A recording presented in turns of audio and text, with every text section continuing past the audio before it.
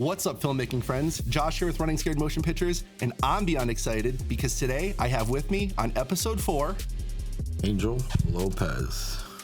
And what is your production company, Angel? I run and operate Strange Studios. Very small, but we're trying to grow it out. And currently you worked on a project with me.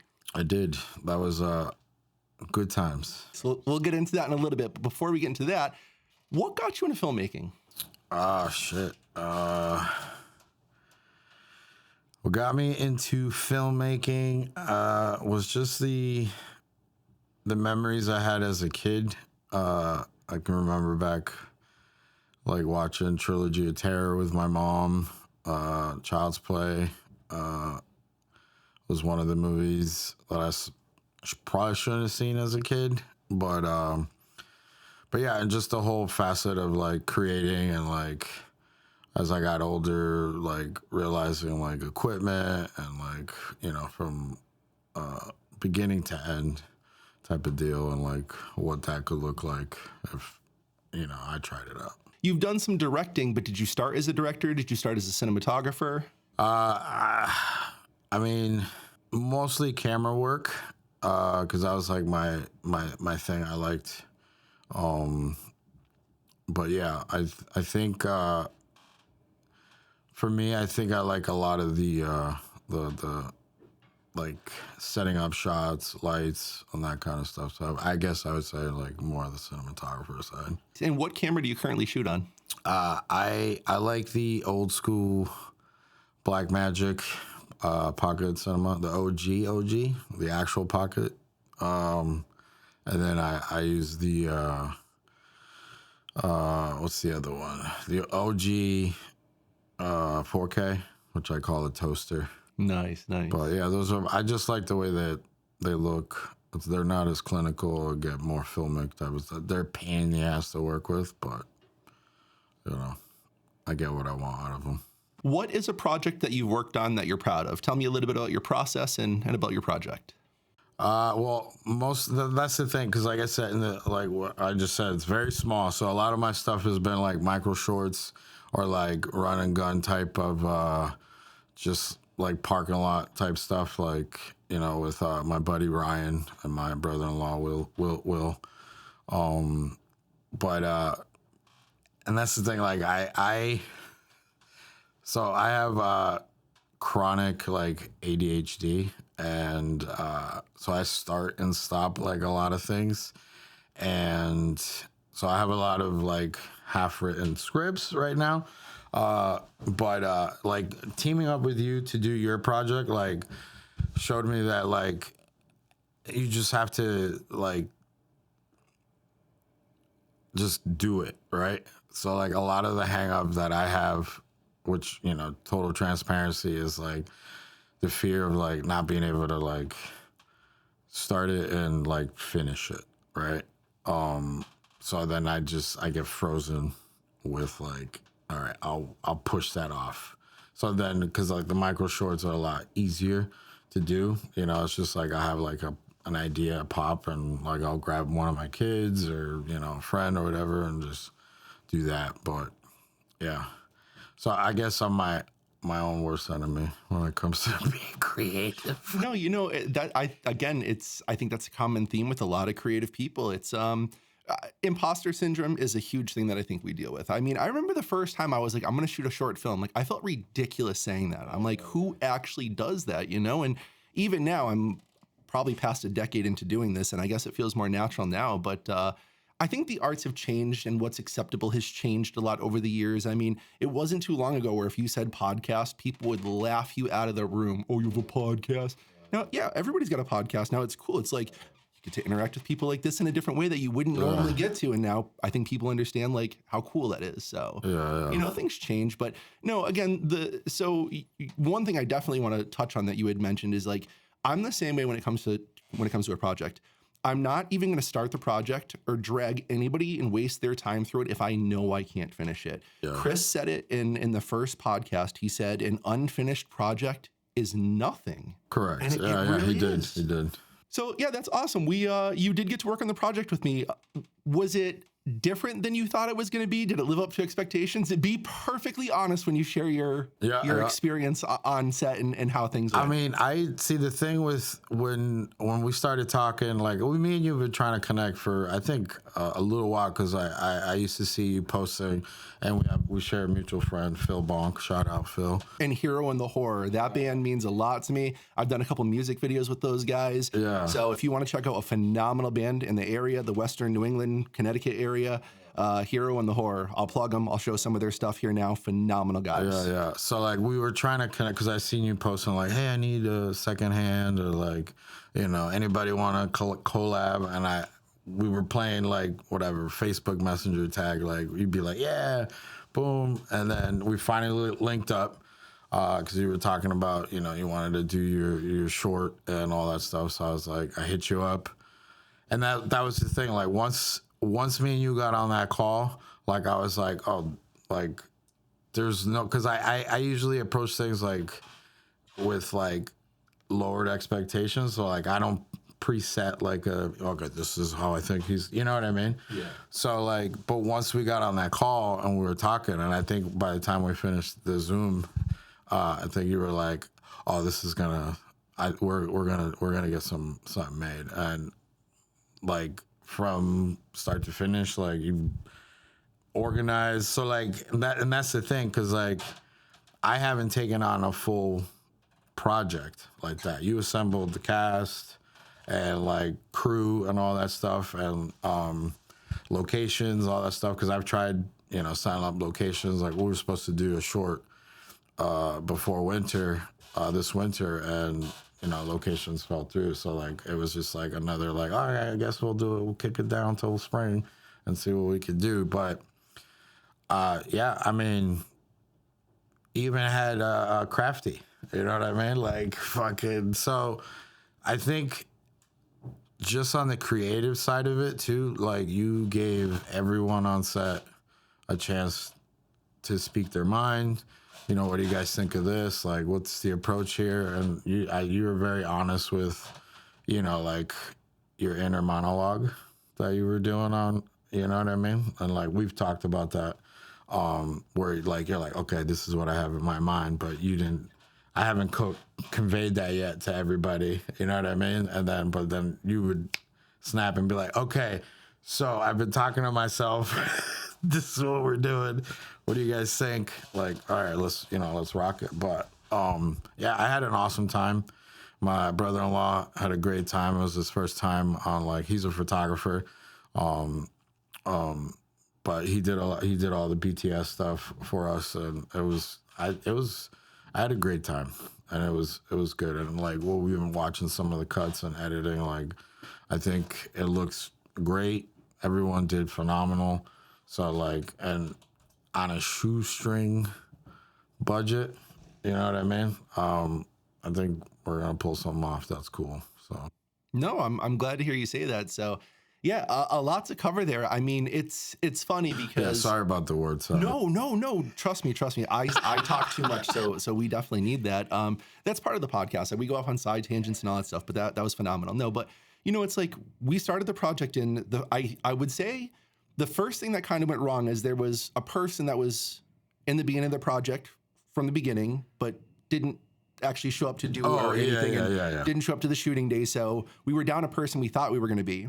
We had an audio person up into the day before the shoot happened. Yeah. So that was my fault. No, that was my fault. No. These sort of things happen, especially in a production like this. I was late with getting all the info out to you guys and stuff, but to your point, like that's what I did with this. When I set out to do this, when I was in the fire department, it's specifically in the fire academy, they used to have a saying, because like, trust me, trying to get through some of that stuff's not the easiest in the world. I went in the middle of summer, so I'm in full turnout gear. It's like 120 degrees in the blacktop pavement. You're getting beat down by the sun, and it's like you're going into a burn that's 350 degrees. So like, you got to kind of come up with mantras and things that like help you get through that. And it's stupid, but like the saying that like always stuck with me from the fire academy was, get it fucking done. Mm-hmm.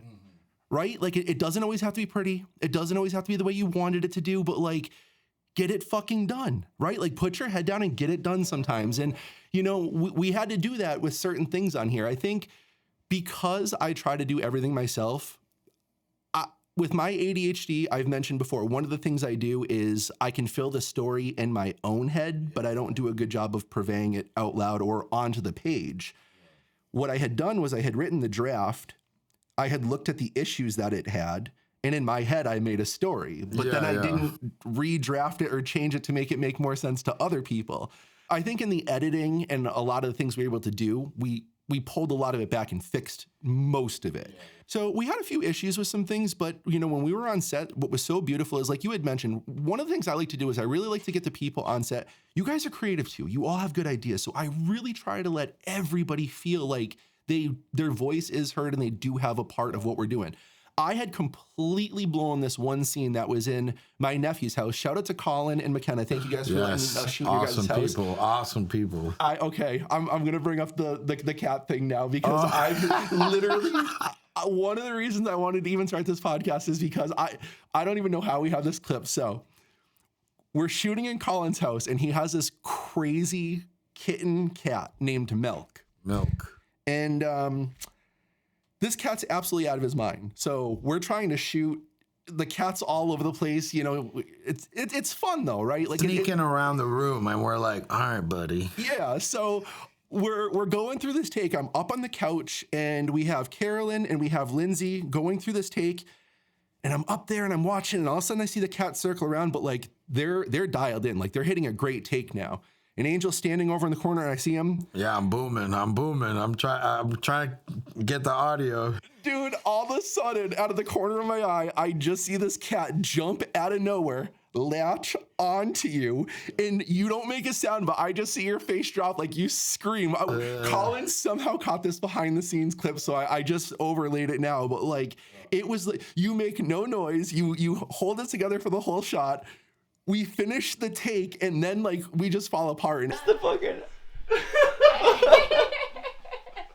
I didn't see. Colin, if that was America's Funniest Home Videos, bro. At that, I didn't see any of this. Yeah, I know. I was just like. No, you guys were in the zone. You're like I'm like, laughing in my throat. Dude, okay, you guys were like dialed, and I almost said cut because I'm fucking dying, but I'm like, it's a good take though, so I'm just like, I'm watching The him. take. I'm watching you as you're going. I didn't know what to do. I was like, do I cut? I'm like, no. What if this is good? Like, write it out. Yeah. Everybody thought it was the funniest thing in the world, but like, just had this cat hanging off my legs, and yeah, but yeah, I didn't want to ruin the shot. So you suffer for your art. You know what I mean? It's like, but yeah, no. Shout out to them for letting us come in and shoot those scenes. We got some awesome stuff, natural light. Yes. Natural light coming in. Because that was the other thing. Like, you're like, oh shit, I didn't turn on that light the whole time. I'm like, yeah, but what's coming through the blinds is fucking.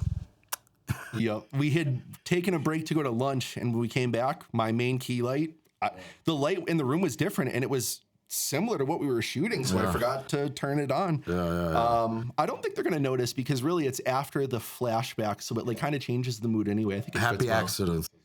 Yeah. Well, the point I was actually trying to get to is like when we were actually shooting in there, I had completely overwritten this scene that there was no way I was gonna pull off with this thing that was never gonna happen. And I forget who threw it out. Maybe it was Carolyn, but like was just like, oh, why don't we just do it like this? And that's how we did like her going into the flashback first time. Yeah. And again, it's like that's really what I try to bring to the table. Because again, everybody's ideas are just as valid as mine. And especially like, I feel like everybody did a really good job of putting time and effort into the script to figure things out. Yeah. No, even here when we were watching like I think the first or second rough cut, that's how we ended up with the flashback. Because we were down here in your studio and we were trying to figure out like the pieces, and we like landed on something that sparked like, oh, we do need this flashback, like this is how we're gonna do it. And like that's just from like shooting the shit down here and just brainstorming like how do we tie this together like cohesively. So like even though like you have a finished script, right, it wasn't. No, it wasn't. You know what I mean? I thought it was. You know what I mean? So like because we've put stuff on card, you know what I mean? And like we have visual representation of the idea, and like you see more of like, okay, like this has more room to grow here. Can we do it? You know what I mean? Let's write it out. And I think that by the end of the day, I think you send me something like, here's, you know what I mean? This is how you operate. Like you're like, all right, this is what I got so far. And I'm like, all right, cool. Like, and like we're planning to shoot that just to make it more cohesive, better, like storytelling. You know what I mean? Which is important. So, and that's to back up, you know, what you said, because like you could have just made that decision on your own, but we had the conversation here and it was collaborative, and you know, which is cool. One of the things I want to touch on is I didn't shout you out in one of the first few episodes yet because honestly, I have too much positive things and thank yous to say to even just shout you out quickly like that. That's why I wanted to have you on, man. Like this whole thing really, like I reached out to you and like when we finished that first meeting, like you were the spark because you were like motivated too. And that's why I was like, when you have somebody that you don't want to let down at that point, you're like, that's why I was like, we're going to get this done. And I feel like you were going to hold me accountable and we were going to get it done. And, you know, it's like, again, like nothing went perfect. We lost the sound guy. We had a person that didn't show up. We had somebody that showed up for the first half of the first day and then didn't show up for the rest of the shoots.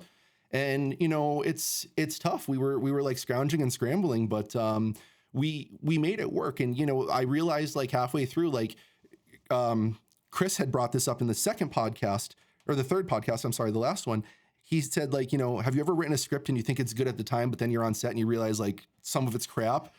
I did that. I was just like, oh man, like, you know, I thought it was so slick. I'm like, oh, we'll get, you know, this. I'm like, dude, I don't need half this crap. I'm like, it's just not landing right. It's just not necessary. And, you know, so we were making some changes on the fly and that was exactly it. The collaboration, the team effort, I think pulled it together. So, but yeah, you were a big driving force behind that, I should say. And you brought Will. Honestly, Will, if you see this man, what a wonderful human being, dude. Like he shot, like you brought up earlier, he shot all the behind the scenes footage for this project. Photos. 2 straight days showed up and like he even shot some of the stuff that's in the short film. He did the slider shot of the reveal of the girls in the living area.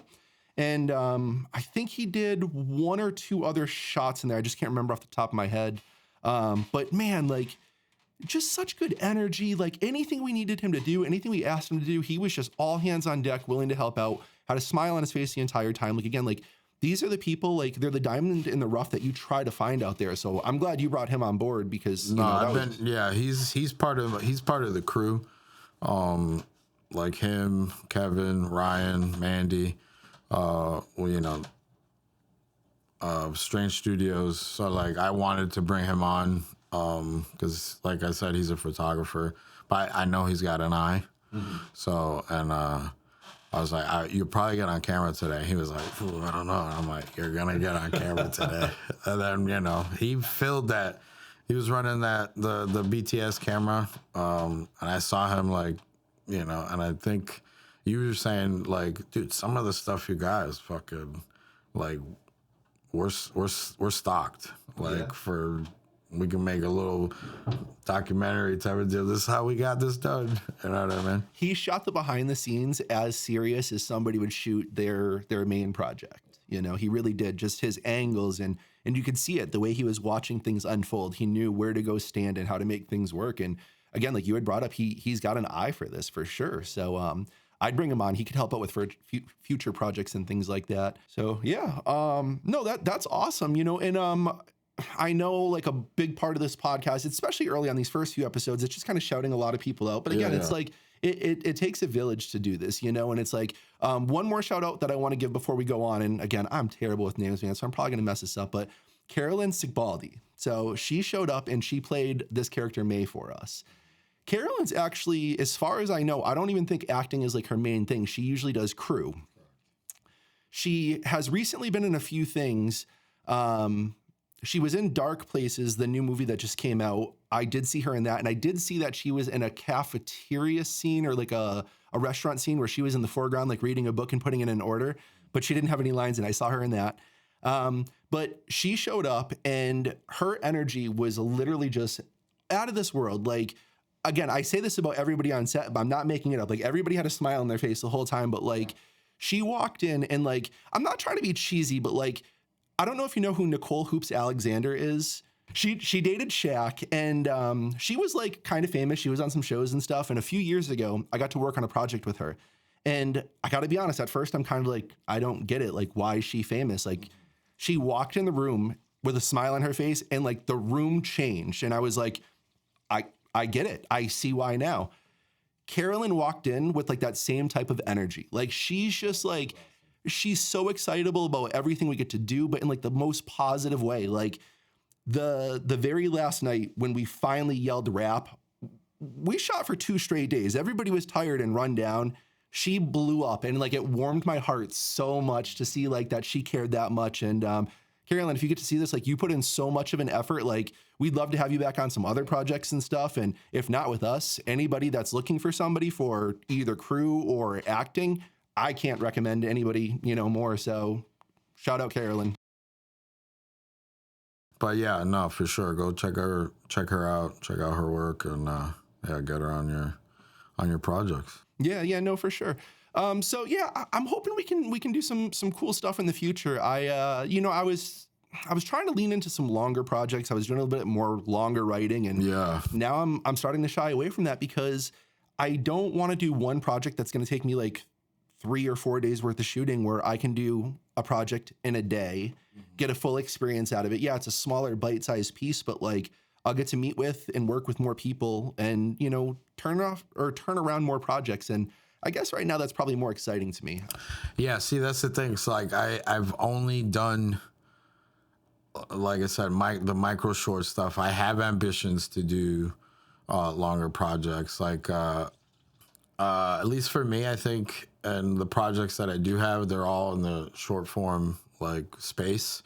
But I would love to, at some point, write a full-fledged feature, like, and just go bananas. But that kind of stuff costs a lot more money, and a bigger village probably for an undertaking of that sort. But yeah, there's plans. My writing partner Ryan, shout out Ryan. He wrote an awesome script called Holler that we have a location set up for, and we have some sort of casting done so far. But yeah, that's kind of, I think, one of the next projects that we're gonna take on, because like he's a phenomenal writer and has great ideas. Like, I bring him some ideas, and then like he'll just be like, "Hey, I wrote that." And I'm like, "Fuck, all right." You know what I mean? All right. So like, there's a lot of work that we have and ideas. So the thing is like finding people like you, because like you said earlier, where you try to do everything yourself, and that's the hang up. So like getting out there and collabing with people and taking the chance on other, production houses, and just, but that's the plan, to get more active this year once the weather clears out. Because this, I don't know about you, but this winter has been brutal mentally for me. If we could get transparent. We're from the Western New England area again, and it's been dark at 4:30 p.m. a lot. It's, you get up, it's dark. There's this drought, this time of the year where like there's this funk always. And right now in my backyard, there's still about 22 inches of snow, and over the next 2 days, we're supposed to get another 10 to 20 inches. So it's hard to stay, good through that whole time. It's like, I want the sunshine. I want to go out there and do that stuff. So I completely understand what you're saying.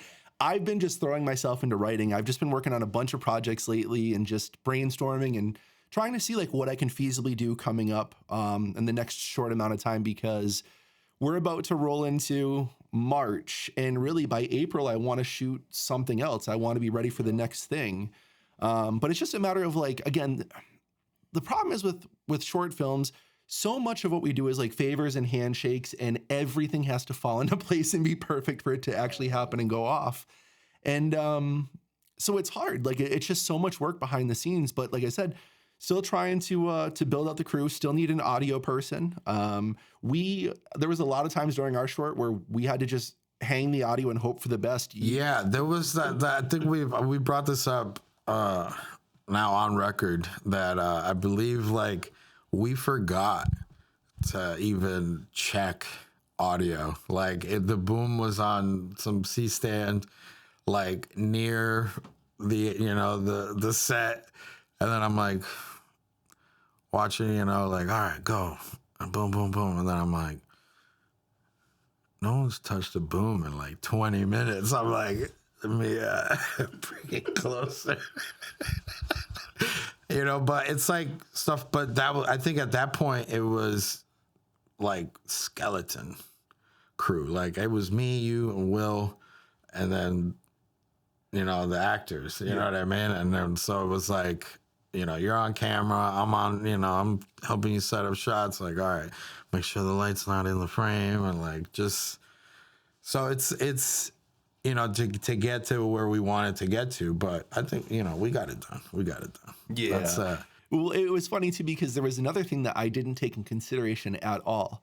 We did the Mara Kettle scene, and there's so much that I love about it, but the room that I picked is literally all windows. Don't know why I thought that was a good idea. Hardwood floor. So there was definitely some audio issues. There was some trying to figure out glaring, a little bit of glaring. Yeah, honestly, there's some shots where there's a ghost of you in one of them. No, I got all that out. But like there's some things in it where it's like there's some shots, if you look, like there's a light in the window. I can't do anything about that. And although it looked beautiful for what I was trying to do for the majority of it, I just didn't think about all the problems that would come with shooting something like that at night. And then the audio in that room was very, very difficult to work with. Again, we were freestyling the audio at times. But yeah, even when it was good, it's still like, it's just a little echoey.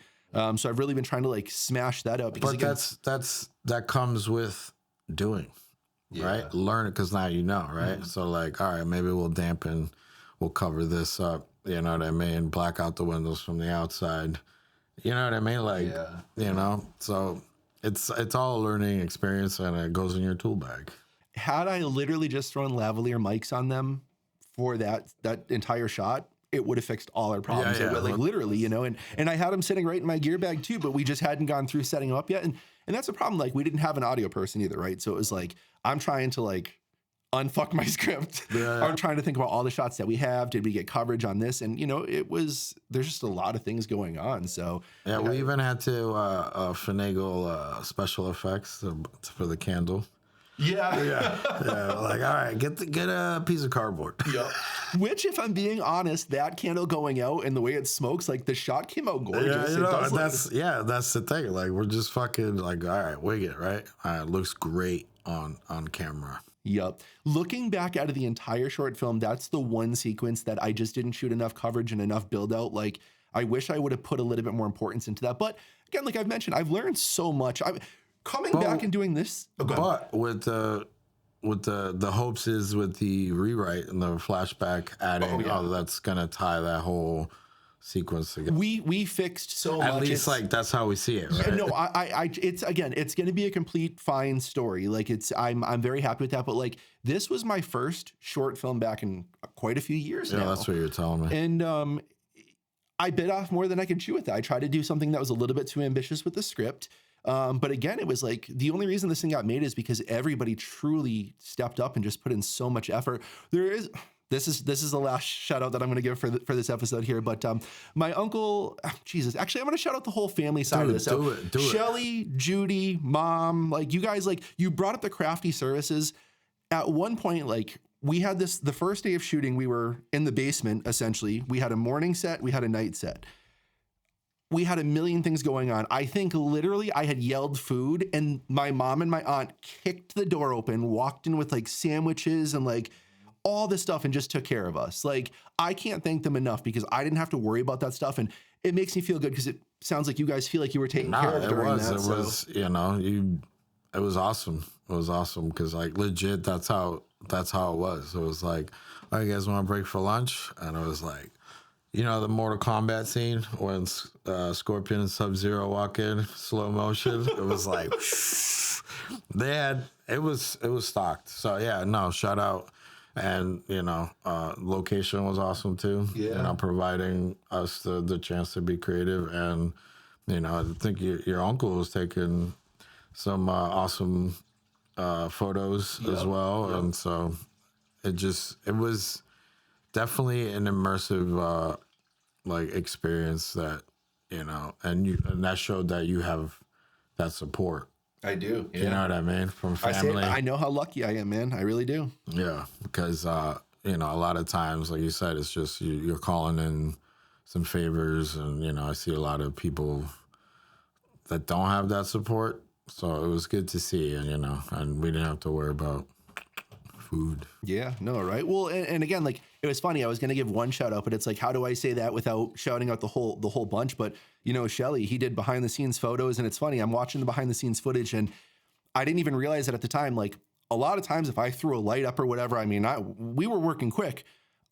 He'd go behind me, he'd double check everything. He's wrapping up, like he just made sure that everything was like literally perfect too. I mean, he just put in so much effort to making sure like that this project came out good. So Shelly, thank you for all your hard work and effort too, man. Like that was phenomenal. It was just like, that's what I was hoping to do. I just wanted to make connections with good people and have a good time. And I think we're certainly gonna have something that we're proud of, but without a doubt, I'm hoping that we all have memories that we're proud of, from that shoot. And I hope it springboards us into doing some other projects in the future too. I'm ready to continue, because like that's the thing, like that's working with you. Like I got, I'm, like I said, half written stuff, but like I'm slowly etching away at like 2 or 3 different scripts right now, because like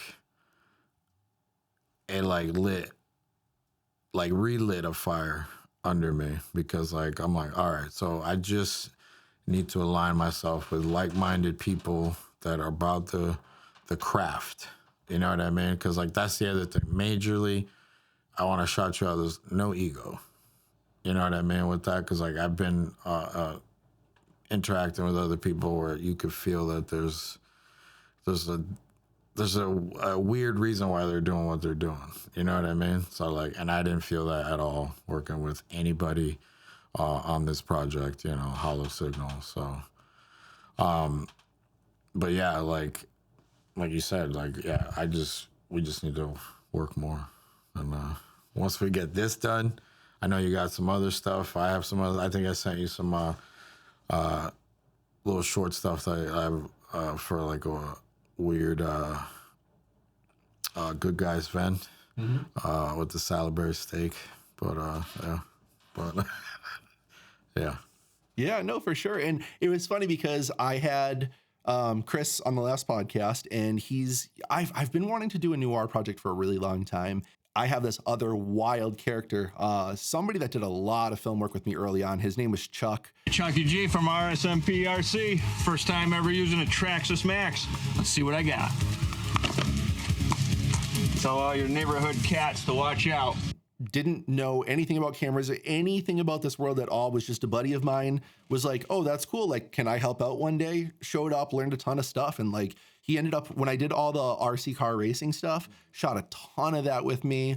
Worked on a lot of the documentary style stuff with me. He got a $700 lens smoked by an RC car.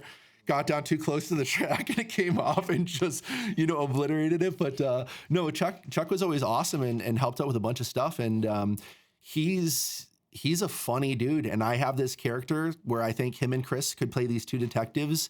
I got this cool story. I've got some actual like real live music that I can work into this script. And it's something that I could shoot pretty easy. So I'm just about done with it now. I've probably got like 3 or 4 pages to round off, but once it's done, I'll kick it to you to get eyes on it and stuff. But I'm thinking about shooting it in black and white, which, that's another study though, right? It is, but I always say that. But the problem is like when I start thinking about this, so there's certain shots where I'm like, oh my God, black and white would be stunning. It needs to be that way. But then I'm like, but there's other shots where I'm like, that needs to be color. Like, and then if I'm going to put in this much effort, why not shoot it in color and then just have a black and white cut on the side? But it's not the same. You can't just like, if you're going to shoot black and white and make it look good, you have to plan it. Yeah, exactly. So I don't know. I'm stuck on that. But if I can cross that bridge and just finish the script out, that's strong. That's something we could shoot quick. And I've mentioned it every time, Jesus, but like the rom-com. I'm going to try to get that funded though. I want to raise a little bit of money to make sure that the locations and just certain things fall into place and are perfect with that. If I'm going to do that, it's so far out of my wheelhouse. I'm going to do that. And I shouldn't say, I will get that done one way or another, but I'd like to do one, maybe two more projects before I tackle that, because there's still a few things that I need to sharpen up on my skill set too, so I'll use these next projects to grow. Yeah, I'm interested in when you brought up the rom-com, because my background is mostly like horror, like sci-fi, body horror type stuff. That's like my wheelhouse. So like I'm like, ooh, rom-com, that sounds interesting. Because like, and comedy is also one of my wheelhouse genres. But yeah, like I'm interested to see what you pull off with that, you know what I mean, and the idea. I think it'll be good. Like I said, I'm in a spot right now where I guess I'm more interested in trying to expand my skill set and push myself as far as I can. Like if I can do this new art thing in a day, and then I can do the rom-com is going to need a little bit more work. But if I can do another project that's maybe a comedy or something different than I've done, in another day, like it's only going to make me better. It's only going to make the people on set and that work with us, better for that as well. So yeah, it's, again, even since starting the podcast, like, it's not the craziest growing thing ever, but I feel like I've had a lot of like awesome people reach out to me and be like, hey, not yet. it's new, No, but like a lot of people have reached out, sent me messages like, hey man, I see what you're doing. That's great. People love the shout outs just to get the recognition. And, that's what I want to keep doing. Again, it's like, we talk for an hour. Do I expect anybody to actually listen to a lot of these for an hour? No, but like jump on and listen to a few minutes of what we have to say. We talk about a lot of different stuff, and again, like when I was first getting into this, there was only a few things you could watch. I mean, it wasn't as saturated like it is today, but the thing that I think I'm trying to do different is we're not trying to sell anybody anything, it's like, we're just trying to talk about our experiences and good or bad, Listen, for as beautiful as filmmaking is and how I talk about like these are the memories that are going to flash before my eyes when I die, like there's some days, man, where it's like on boom. But you felt like we wanted to, I did walk away just for a couple of years. It's like you put in so much of yourself, and it's like sometimes it's just like it's tough, it's tough. I could it can be, but that's the thing, like even I don't know. Even the stress of like knowing that like don't have this script finished, right? Like even that is part of the journey to me, I think, just because like I just feel like that keeps me like in the process, right? And I don't know, but I don't know where I was going with that, but yeah, it can be a little hard, but there's a lot of things stacked against us. Like I said, everything has to fall into place and be perfect in order to get any of this stuff done. But that's why I think if we know the resources that are out there, if we can build the community. So, again, going forward, I've got another podcast guest coming on Wednesday, and I want to schedule a few more after that. KT, I definitely want to get you on. She's phenomenal. I met her at a film fest. I want to hear about, she's done some short film stuff. She does some short form content now through like the Instagram and stuff like that, talks about movies and opinions and things like that. So, I'm just trying to, again, get eyes on what people are capable of doing out there. But yeah, there's a lot of people doing some awesome work out there. If you just have to find it, Yeah. So over the next year, I know you've got a couple projects that you have in mind that you want to work on. What do you see yourself working more towards? Do you think you're going to be behind the camera more? Do you think you're going to be directing more? Like, what role do you see yourself filling? For the stuff that I have slated, I'm definitely going to be behind camera. Ryan's going to be directing that short that I mentioned earlier, Holler. But yeah, that's because like I like the aspect of like creating the space. And so like kind of DP type of stuff and more camera work. And I love editing. So like that's going to be the second half of my hat. Because that's the other thing. You have to wear a lot of hats in the independent space. So, but yeah, mostly camera work. And yeah, which you let me do a lot of stuff on the short, which was awesome because I got to knock the cobwebs off because I haven't done all right, you better fucking show up. Like, you better get this. You know what I mean? Not that you were like that, but mentally, and I was like, I get it. And then you're like, all right, that was perfect. In my head, I'm like, I'm fucking this whole thing up. Like, this is bullshit. You know what I mean? Yeah. Nice. You hit some tough shots in the short that we just did. When the girls walk in, Lindsay bends down and she touches a symbol on the ground, and you had to pull focus while tracking them, hit the down mark, get the timing, and I mean, you definitely hit some really tough shots in there. So your cinematography was definitely good. So you normally shoot on the old school Blackmagic, the gray and black one. You were shooting on the 6K Pro with me. What was your experience like with that? I think I think the only difference with that, like, it's a little more, like, obviously you know your stuff, so like, you know, the lighting and all that stuff, and you have your set of lenses. I shoot most of my stuff. I shoot on like older vintage lenses, so I think that was the only major like difference, is the just a little sharper, and because like the thing why I like my setup is not because you know this with the full digital stuff and like these sharp as fuck lenses, like everything can look the same and very clinical. So like that's why I choose like the setup that I have. So it wasn't, and that's the thing. I was more focused on getting the frames and what we needed for that day. So like I didn't really like take that into consider. Like I wasn't like, oh, this is different than my you know what I mean? But yeah, that's the like.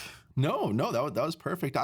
Interestingly enough, we shot this entire thing on the Sigma Art Series 18 to 35. When I had the 4Ks, I had the Rokinon Cinema Primes. I had all the way down to like the 8. I don't know if the 8 fisheye was actually part of the Cine series, but I had the 8 fisheye. I had the 12, which was the Cine series, the 24, the 35, the 50, and the 85. For the years and years and years that I had those, the 12 and the 24 were what touched the camera 99% of the time. The 24 pretty much lived on the camera for the majority of the time. When you had to shoot wide, it was the 12. There is a crop factor on those, so it's almost 2. So that does come into the equation. On the 6K, it is a little less than 2. There's still a crop there, but I typically would prefer prime lenses. But with this art series, it doesn't change the weight of the lens when you zoom. It doesn't do any of that. So you just have that little bit of overhead to dial in your shot and get it kind of perfect. And I really like that. So I do have the 35 to I think 105 or 70 or something like that, the art series as well. We didn't use it one time. Like if you want to get some sort of crazy artsy shot, like I thought maybe we could use that, but I just didn't feel we needed to at any point. And then the other thing that I really like about the 6K Pro is I bought it because it's got the built-in ND filters. And we used those a few times, and it helped out tremendously. I mean, not having to worry about finding it to screw at the end of the lens and stuff like that. All the shit I do. Yeah, right. No, I get it. You know, I have it in the 4K setup. I mean, it's more work, but you do get a nice payoff. I mean, a prime lens, it looks good, it breathes good, it's got the right roll off and everything. Yeah, I'm fucking with your 8mm right now. I have you let me borrow the Rokinon 8mm and the 12. So like I took it home. I'm messing. It's birthed some ideas of like, cause it's fisheye, you know. But on mine, it doesn't have the full fisheye because I have the crop factor on the OG is like almost 3, like it's 2.86 or something like that. So like there's still like a little bit of a distortion. So it has birthed some ideas that I've jotted down at home. So thank you for letting me borrow. Oh, absolutely. One of my favorite things I did when I first bought the 4Ks, you go on eBay and there's a lot of like Chinese and Russian vintage prime lenses you can find. You get adapters for them and you can do some really cool stuff. I mean, you're not going to match it to any other look, but if you're trying to go out and have fun with a project, you could spend $100 and probably buy 5 different lenses. you know, and just go out and see what your camera's capable of. Yeah, that's the path I took. I have way too many lenses that I probably don't need, like maybe 6, 7, 28 millimeters, but there's just slightly different like aberrations that like, okay, this is cool for like this kind of thing. But then but that was the one thing, right? If I brought my camera, my setup, we probably would have to do a little breakdown to change lenses and stuff like that. But with you, it was like, all right, we're on the slider. Now we're on the gimbal. Now we're handheld, but it's droop, droop, droop, slight adjustment. So like that saved time having like a tight setup like you have. You know what I mean? Well, doing a lot by myself, typically I have to be able to move fast like that. I'll shoot events, whether it be like weddings or wrestling or wherever I'm at, and I've got to be able to change fast and move quick depending on what I'm trying to do. So, you know, over the years, it's been trying to figure out the right plates and the right breakdowns. And unfortunately, I love the 6K. There's so many things about it that are phenomenal, but I can't come up with a great battery option other than just buying 8 batteries at $70 a pop. They run about 45 minutes before they die, and I just have to swap them out all the time. I can't, with my gimbal and my handheld setup, I could do an external battery, but to add that weight, it's already a lot to move around and try to balance. And, you know, I don't really want to deal with that. So that's the one downfall, not even downfall. I mean, it's not the end of the world, but like, you just got to make sure that you're charging batteries and you're on top of that. I'm sure you probably have some battery solution issues you're dealing with on your end too. Yeah. The OG batteries last like 10 minutes. But I put a V-mount battery on there, finagled that, and then the MPF stuff. But yeah, we make it work. Yeah. We make it work. You had brought up editing earlier, and you said you're going to be editing one of your films. What editing software are you currently cutting in? DaVinci Resolve. It's a workhorse. I know. I think everyone should be on DaVinci. Everyone should be on DaVinci. I'm glad you said that, because I was going to make a joke about how I had to get up on my soapbox right now. I edited on Premiere Pro for probably 7 years. It crashed on me all the time. I had one project that I worked on for forever, and for whatever reason, the audio just would not play. I'm not knocking it. I think it's a place where most people start now with the AI tools and some of the stuff built into it. It's probably great. When I got the Blackmagic camera, I switched over to DaVinci Resolve. If you are a new filmmaker and you're watching this right now and you're like, where should I start? DaVinci Resolve. You go to their website, there's a free version that you could download. The studio version gives you like more effects and some different stuff, but there's no watermarking. There's nothing that limits you from editing and learning the process on that right now. And YouTube University will get your degree on that. There's like free master classes and stuff like that, short form. Yeah. That'll get you. The biggest thing is, like, when you do the color correction and stuff, you change to the node format, which is going to seem scary at first. It's not. You'll watch a video or two on it. You're going to understand what it means if you've done any editing at all. And if not, you already don't know. So you might as well just learn this, you know, from here. But literally, it just blows my mind that you can go on and you can just download it for free. If you end up liking it, I think it's $300 or $400. You could buy the full version. Or if you buy any Blackmagic products, including like, it even comes with like less expensive products, like their A10 Mini Pro, I believe, comes with it. You'll get their studio software with it, and it gives you 2 codes. So you can put it on 2 different computers, and it'll give you all the effects. But even if you have the basic version, if I'm not mistaken, I think you can still get third party, and you can still do a lot of like building and compiling your own stuff. Yeah. You can do, you know, tables and all that kind of stuff added to it. The thing that I love with DaVinci is the bringing in RAW. And then like how you can like open up the back door on the file and mess with, you know, white balance if you're messed up, you know. But yeah, I love DaVinci. It's been nothing but awesome. Yeah, no, I agree. I'm not trying to knock Premiere. Premiere's great too. But shout out Premiere. Yeah, I hate that you have to have a subscription based version. You can't just buy the software.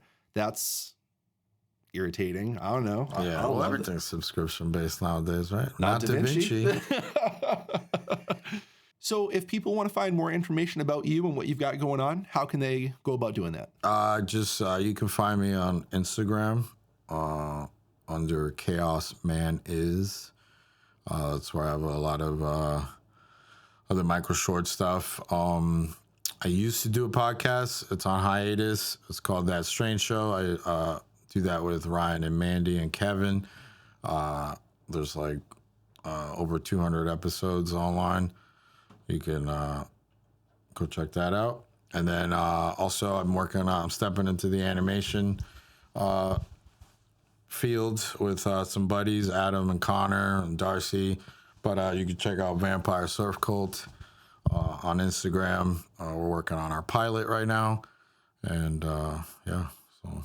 Nice. And I'll put all the links to all the stuff you just shouted out in the description below. So as always, I encourage you to go down, check some of it out. Like our podcast, comment on it. Again, we're trying to grow the talent around this area. We're trying to bring more eyes to what people are capable of doing, and we're trying to help build some better connections. Yeah, for sure. I definitely want to get to work with you more this upcoming year and other people in our area because, there is a lot of talent around us.